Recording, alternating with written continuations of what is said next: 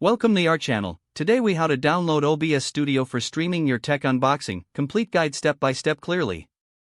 Open your web browser on your computer.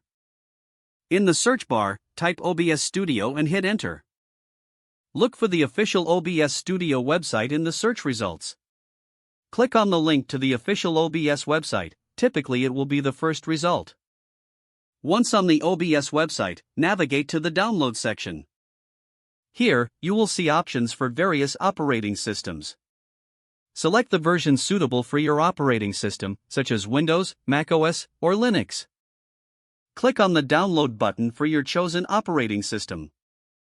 The download should begin automatically.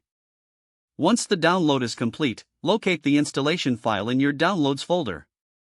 If you're using Windows, double-click the downloaded.exe file. For macOS, double-click the .dmg file to open it. Follow the on-screen instructions to install OBS Studio.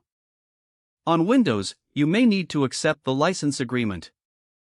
Choose your installation preferences as prompted on the screen. Click the Install button to begin the installation process.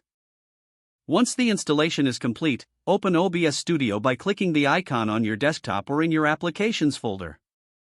You may be prompted to run the Auto Configuration wizard upon your first launch. Follow the wizard to set up OBS Studio for streaming based on your specifications. Configure your audio and video settings according to your streaming needs. Set up your scene and sources to capture your tech unboxing sessions effectively. Finally, perform a test stream to ensure everything is working smoothly. Now you are ready to start streaming your tech unboxing with OBS Studio. If the page does not load, refresh the browser or try again in a private or incognito window. Make sure you are using the correct email address, then retype it carefully to avoid small typos. If your password is not accepted, use the reset option and create a new strong password you can remember. Check your spam folder for verification or security emails, then complete any requested confirmation steps.